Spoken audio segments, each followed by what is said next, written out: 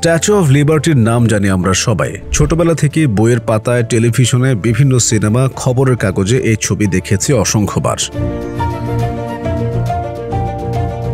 Statue of liberty একটি বিশাল মূর্তি। Statue of liberty নামে বিশ্ববাসী এই মূর্তিটিকে চিনলেও এর প্রকৃত নাম লিবার্টি এনলাইটেনিং দ্য ওয়ার্ল্ড। বহু লোকের নিরলস পরিশ্রম ও ধৈর্যের ফসল এই ভাস্কর্য আজ মার্কিনীদের জাতীয়তাবোধের এক অবিচ্ছেদ্য অংশ।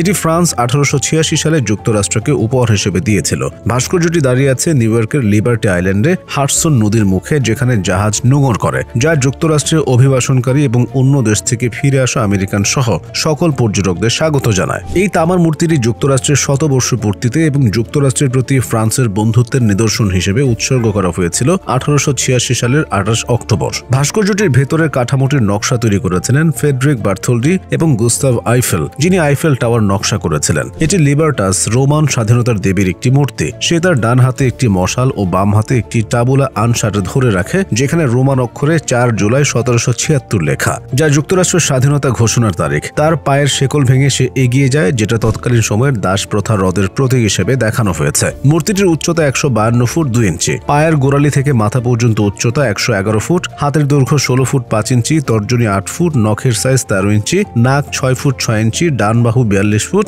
2 চোখের ব্যবধান 2 ফুট 6 ইঞ্চি, কোমর 35 ফুট, মুখের প্রস্থ 3 ফুট, এক কান থেকে অন্য কান পর্যন্ত দূরত্ব 10 ফুট এবং নখের ওজন 1 কেজি 500 গ্রাম। মূর্তিটির ওজন 2,54,000 কেজি। ফ্রান্সের রাজা তৃতীয় নেপোলিয়নের সময় এডওয়ার্ড রেনি লাবুলা নামে এক ফরাসি পণ্ডিত প্রথমে প্যারিসে বসে চিন্তা করেন যে একটি বিরাট সিভিল ওয়ারে জিতে আমেরিকানরা প্রভূত সম্পদশালী জাতিতে পরিণত হতে চলেছে, তাই ওদের মধ্যে এমন কিছু একটা করা দরকার যা হবে ফরাসি ও আমেরিকান মৈত্রীর বন্ধন। এ লক্ষ্যে তিনি তদানীন্তন একজন বিখ্যাত ভাস্কর ফ্রেডরিক আগস্টে বার্থোলডির সঙ্গে আলাপ করেন। তিনি 1871 সালে মার্কিন যুক্তরাষ্ট্রে আসেন মনুমেন্টের প্রস্তাব নিয়ে এবং স্থান নির্বাচনের জন্য।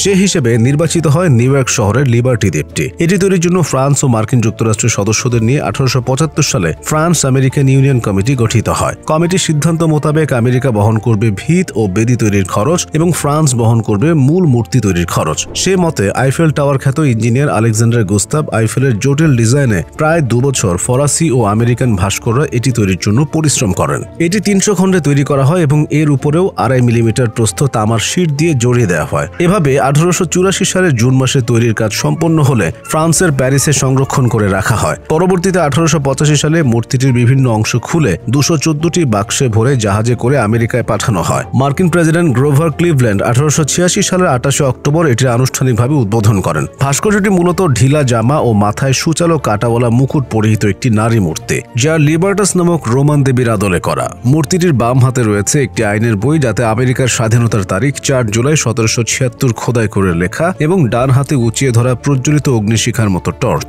মূর্তিটির পায়ে পড়ে থাকা ছেঁড়া শিকল পরাভূত স্বৈরশাসনের প্রতীক। মূর্তিটি সাম্য, স্বাধীনতা ও মুক্তির প্রতীক। তামা ও লোহা দ্বারা নির্মিত 306 ফুট 8 ইঞ্চি উঁচু এই মূর্তিটি সমুদ্রের বহুদূর থেকে দেখা যায়। ফ্রান্সের ঐতিহাসিক উপহারটি দেখতে প্রত্যহ অসংখ্য দর্শনার্থী দ্বীপটিতে ভিড় জমান।